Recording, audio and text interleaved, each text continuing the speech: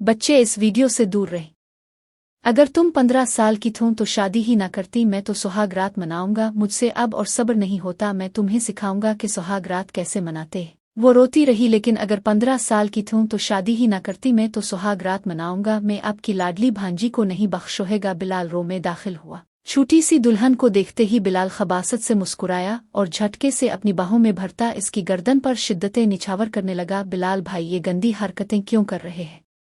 भाई कहने पर वो तब गया। अब ये बताता हूँ मियाँ और भाई में क्या फ़र्क होता है। बिलाल ने इसकी करती को उतारते इसकी धड़कनों पर रात के तकरीबन 2 बजे बिलाल घर में दाखिल हुआ। अपनी नई नवीली दुल्हन को छोड़कर वो अपने दोस्तों के साथ चला गया था और अभी इसके दोस्तों ने इसकी जान छोड़ी थी तो वो घर आ गया। इस वक्त इसका इरादा अपने कमरे में जाने का था, जहां उसकी बीवी सज्जी सनवरी शायद अब तक इसका इंतजार कर रही थी। बिलाल अच्छी तरह जानता था वो किस कदर फर्माबरदार है और बिलाल इसे बोल कर गया था कि मेरे आने तक दुल्हन के रूप में ही बैठना। और अब बिलाल मुस्कुराते हुए अपने कमरे की तरफ जाने लगा। जब इसके कदम थमे, फरजाना बेगम ने इसे पुकारा, बिलाल बेटा मेरी बात सुनो। इसने मुड़कर फरजाना बेगम की तरफ देखा और मुस्कुराते हुए जाकर उनके पास बैठ गया। जी अम्मा साईं बोले। इसके चेहरे पर एक नर्म सी मुस्कुराहट छाई हुई थी। देखो बिलाल, ये मुझे तुमसे बहुत जरूरी बात करनी है, फरजाना बेगम ने बहुत नरमी से कहा। जी अम्मा साईं बोले। उनके चेहरे पर छाई हुई संजीदगी इस बात की गवाही दे रही थी जैसे उन्होंने कोई बहुत जरूरी बात करनी हो,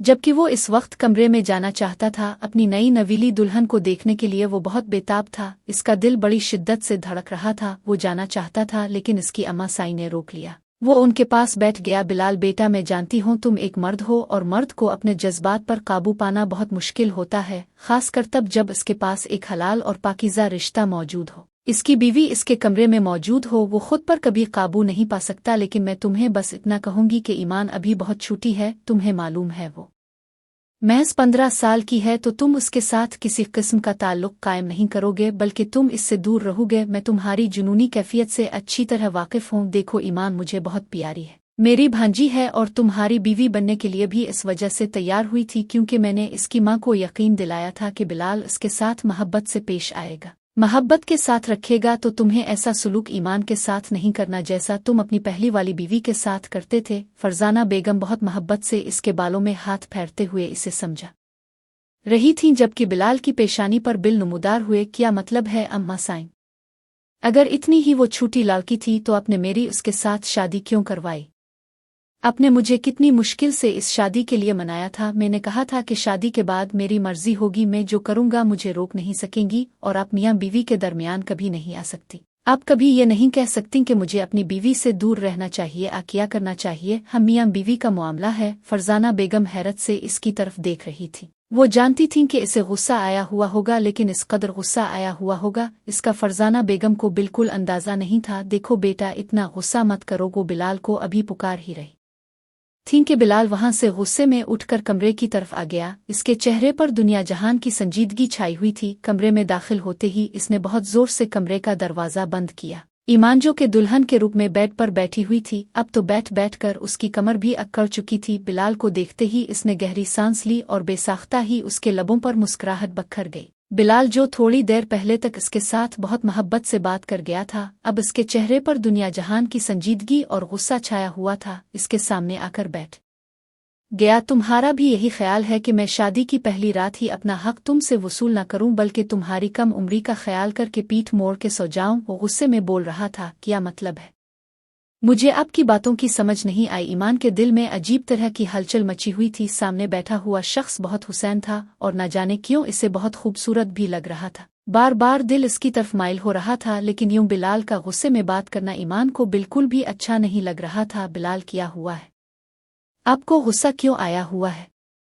वो मासूम बच्चों की तरह सवाल कर रही थी। देखो लड़की, तुम्हें अच्छी तरह मालूम है ये शादी की रात क्या होता है। कभी भी अपने हक से पीछे नहीं हट सकता। मैं अपना हक तुमसे वसूल करना चाहता हूँ। ईमान जो सिर्फ इतना जानती थी शादी होती है, अच्छे अच्छे कपड़े पहनने को मिलते हैं, इसे तो कुछ भी नहीं मालूम था। अब बिलाल की बातें इसे परेशान कर रही थीं। इसे बिल्कुल भी अंदाजा नहीं था। बिलाल, मुझे आपकी बातों की समझ नहीं आ रही। वो बार बार बच्चों की तरह बोली। इतनी छोटी बच्ची नहीं हो, तुम्हें मेरी बात समझ न आए? मैं तुम्हें पहले बता चुका हूँ, अब भी बता रहा हूँ, मैं अपने हक से पीछे नहीं हटूंगा। इस वजह से तुम्हें मुझे मेरा हक देना होगा। ये कहकर वो धीरे धीरे इसकी गाल पर हाथ फेर रहा था। अब की बार ईमान जी जान से कपकपा थी, इसके रूंगटे खड़े हो चुके थे। इस शख्स का लम्स महसूस करते ही इससे दूर होने की कोशिश करने लगी, लेकिन वो धीरे धीरे इसकी ज्वेलरी उतारने लग गया।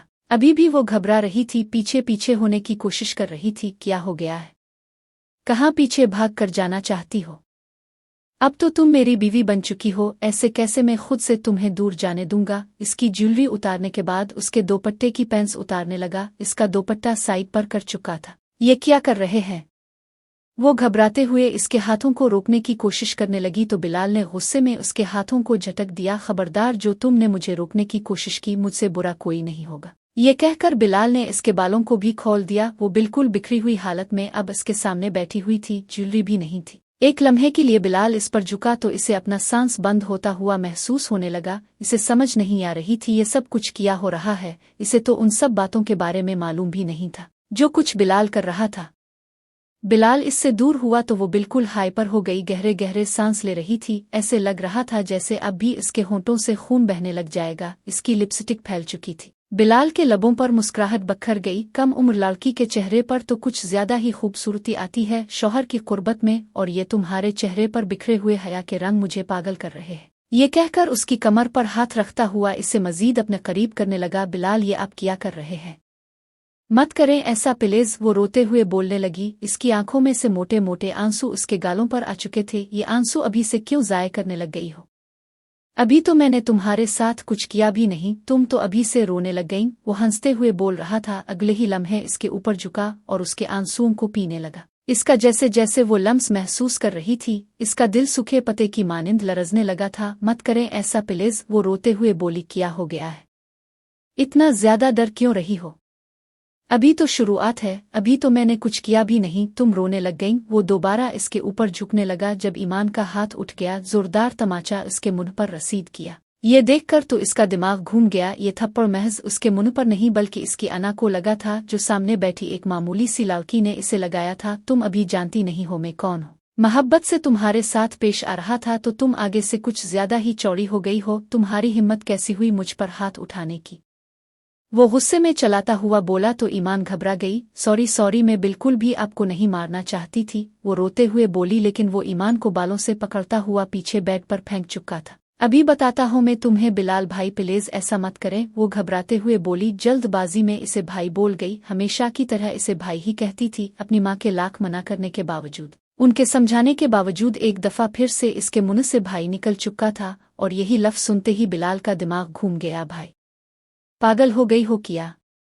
क्यों अपने निकाह को खराब करना चाहती हो? ये मुझे भाई बोलकर खबरदार, जो दोबारा से तुम्हारी जुबान से भाई निकला, बल्कि मैं तुम्हें समझा देता हूँ, मैं तो तुम्हारा शौहर हूँ। भाई और शौहर में क्या फर्क होता है, मैं जरा तुम्हें आज की रात समझाऊंगा। ये कहकर वो इसके ऊपर झुकता चला गया। रोते हुए इसके सीने पर मुक्के मार रही थी, इसे दूर करने की कोशिश कर रही थी। इस वक्त वो मुकम्मल तौर पर अजियत और तकलीफ से गुजर रही थी। मत करें ऐसा, वो रोते सिसकते हुए बोली। लेकिन वो रात भर अपनी शिद्दत निछावर करता रहा। जैसे ही वो सोया तो वो घबराते हुए उठ गई, आईने के सामने जाकर खड़ी हो गई, अपने आप को देखने लगी। ना जाने कितनी देर तक आईने में अपने आप को देखती रही। बेसन की टूटी खोले अपने चेहरे पर छींटे मारने लगी। काजल फैला हुआ था, आंखों के गिर्द सियाह हल्के पड़ चुके थे, लिपस्टिक भी फैली हुई थी। शावर लेने के बाद, फ्रेश होने के बाद वो बाहर आई तो वो बहुत सुकून की नींद सो रहा था, लेकिन वो डर रही थी। ये सब कुछ क्या हुआ था इसके साथ? वो फौरन कमरे से बाहर चली गई। अगर इतनी रात बिलाल इसे कमरे से बाहर जाता हुआ देख लेता तो जरूर उसके साथ बहुत बुरे तरीके से पेश आता। वो रोती सिसकती रही। अब इसका इरादा फरजाना बेगम के कमरे में जाने का था। कमरे से निकलने के बाद वो फरजाना बेगम के कमरे की तरफ गई। दरवाजे पर दस्तक दी तो काफी देर तक फरजाना बेगम ने दरवाजा नहीं खोला। फिर इसने नाब घुमाया और कमरे में दाखिल हो गई। इतने में सुई हुई फरजाना बेगम भी उठ चुकी थी। इतनी रात को अपने कमरे में देखकर वो थोड़ी परेशान हुई। बेटा, तुम इतनी रात को यहाँ क्या कर रही हो? वो मोहब्बत से और नरमी से पूछने लगे। वो रोती हुई उनके सीने से लग गई। खाला जान, मुझे उनके कमरे में नहीं जाना, वो बहुत बुरे हैं। खाला जान, आपने बोला था वो मुझे मोहब्बत से रखेंगे, प्यार से मेरे साथ पेश आएंगे। खाला जान, उन्होंने मेरे साथ रोते हुए उन्हें बताने लगी। लेकिन फरजाना बेगम ने इसे खामोश करवा दिया और इसे अपने पास बिठा लिया। बेटा देखो, ये तो शौहर का हक होता है ना, जो बीवी को अदा करना होता है। वो मोहब्बत से हर चीज के बारे में बताने की कोशिश कर रही थी। मुझे नहीं उनके साथ रहना खाला जान, प्लीज मुझे वापस अम्मा के पास छोड़ आए, मैं उनके पास चली जाऊंगी, मुझे यहाँ की जिंदगी नहीं चाहिए। अपने बोला था यहाँ मुझे किसी चीज की कमी नहीं होगी, गुर्बत भी नहीं होगी, अय्याशी होगी, सुकून होगा, मुझे पढ़ने भी देंगे, लेकिन इतनी अजियत और तकलीफ में नहीं बर्दाश्त कर सकती, मुझे कुछ भी नहीं चाहिए। वो हर चीज को ठोकर मारते हुए सुकून की तलाश में थी। इसे सुकून चाहिए था जो इसे नहीं मिल रहा था। बिलाल की दी गई अजियत ने इसे बहुत तोड़ के रख दिया था। मुझे आपके कमरे में ही सोना है, मुझे उनके कमरे में नहीं जाना, वो रोते हुए बोली थी। फरजाना बेगम बिलाल की तबीयत से अच्छी तरह वाकिफ थीं। अगर इसे पता चल जाता कि इसकी बीवी इसके पास सोने के बजाय इसकी माँ के कमरे में सो रही है तो इसने हर चीज को तहस नहस कर देना था। फरजाना बेगम मोहब्बत से इसे समझाने की कोशिश कर रही थी। अच्छा ठीक है, मैं इसको समझाऊंगी, वो दोबारा ऐसा नहीं करेगा तुम्हारे साथ। अभी प्लीज तुम अपने कमरे में जाओ। वो इसे कमरे से निकालने की कोशिश कर रही थी, लेकिन वो भी जिद्दी थी। नहीं खाला जान, मुझे नहीं जाना उनके कमरे में, वो फिर से मेरे साथ। ये कहकर वो बहुत शिद्दत से रोने लगी। बेटा, तुम्हें एक बात की समझ क्यों नहीं आती? अभी भी बच्चों की तरह जिद कर रही हो। इसे बिलाल के कमरे में नहीं जाना। अब की बार फरजाना बेगम ने गुस्से में इसके बाजू को दबोचा, कहने लगे, तुम्हें एक बात की समझ क्यों नहीं आती?